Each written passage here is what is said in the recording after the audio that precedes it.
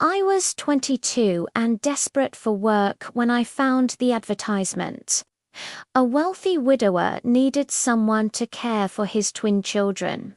The pay was good, better than anything else I could find, so I decided to take a chance.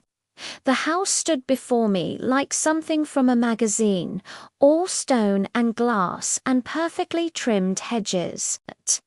My hands trembled as I pressed the doorbell. When the door opened, I found myself looking up at a man whose entire presence seemed weighted with sorrow. His dark eyes held no warmth, no welcome, just exhaustion that seemed to reach into his bones. He introduced himself as Jackson and led me through rooms that felt more like museums than places where people actually lived.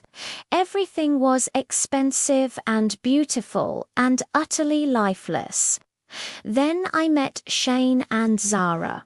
The 7-year-old twins sat side by side on an enormous sofa, their small faces blank and careful. They looked at me without curiosity, without hope, without anything at all. Jackson explained in a flat voice that their mother had died a year earlier. He didn't elaborate, and something in his tone told me not to ask. The silence in that house felt like a living thing pressing down on all of us. I took the job anyway. I needed the money, yes, but something else pulled at me too. These children, this broken family, they needed more than just someone to cook and clean. My days fell into a rhythm. I woke early in my small room tucked away in a corner of the vast house. I prepared meals that Jackson ate alone in his study. I cleaned rooms that never seemed to get dirty because no one really used them, and I spent hours with Shane and Zara trying to coax some spark of life from them.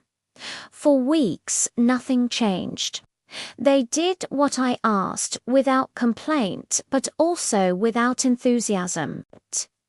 Jackson remained a ghost in his own home, working endless hours and speaking only when necessary. Then one evening, something shifted. I had set out paper and colored pencils, and almost without thinking, Zara picked up a red pencil and began to draw. Shane joined her, and before I knew it, they were giggling together over a silly picture of a cat with too many legs. The sound of their laughter stopped my heart. I looked up and saw Jackson standing in the doorway, just watching. His face had changed. The hardness had cracked, and underneath I saw something raw and almost painful. He told me quietly that he hadn't heard his children laugh like that in over a year. Something passed between us in that moment, something I didn't want to name. Everything became more complicated when Caitlin appeared. She was Jackson's late wife's older sister, dressed in clothes that cost more than I made in 6 months. From the moment she walked through the door, she looked at me like I was dirt on her expensive shoes. She criticized how I played with the children, saying they needed discipline, not games. She watched me constantly, and I felt her disapproval like a cold draft following me through the house. One afternoon, she cornered me in the kitchen. Her words were sharp and deliberate, designed to cut. She told me their marriage had been empty, that Jackson was incapable of real love, that he had neglected her sister. She warned me not to imagine I could change him or take her sister's place. I stood there washing dishes, unable to defend myself, unable to explain that I wasn't trying to replace anyone. Her words planted seeds of doubt that grew in the darkness. Maybe she was right. Maybe I was fooling myself. Caitlin's visits became more frequent, her comments more pointed. She told Jackson in front of me that his children needed a real mother, not some girl playing games. The shame burned through me. But then Jackson surprised me. He told his sister-in-law firmly that I was good for his children, that I made them happy, and that was all that mattered. The way he looked at me when he said it made my pulse race. We weren't just employer and employee anymore, and we both knew it. That evening, after Caitlin left, Jackson found me alone.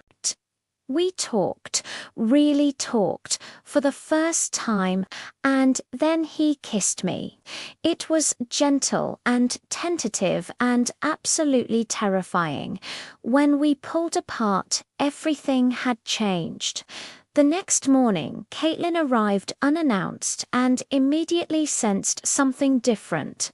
She saw the way Jackson smiled at me, and her face transformed with rage.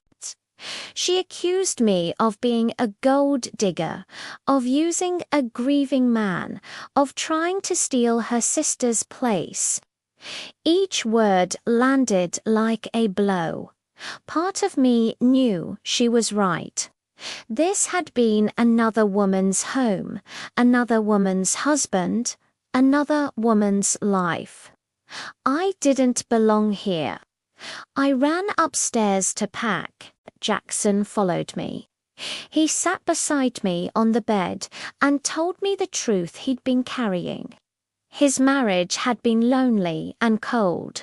When his wife died, he grieved not for what he'd lost, but for what had never existed. He'd been going through the motions of living until I arrived. He said I'd brought color back into his grey world, that I'd made him feel alive again. Then he told me he was falling in love with me and asked me not to leave. 6 months have passed since that day. The house no longer feels like a tomb.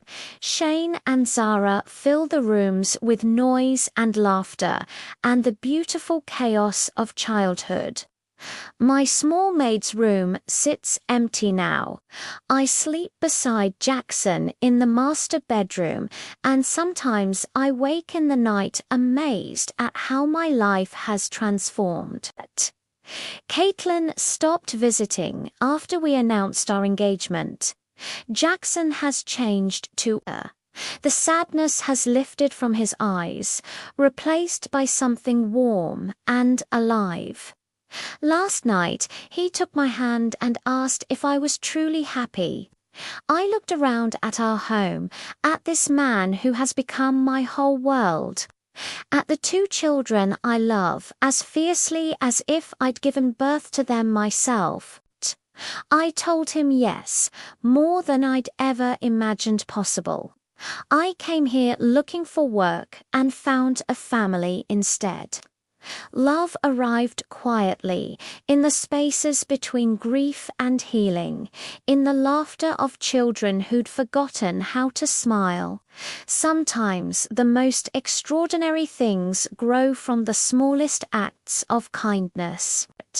Sometimes home is something you build together, piece by careful piece. Until one day you look around and realize you're exactly where you belong.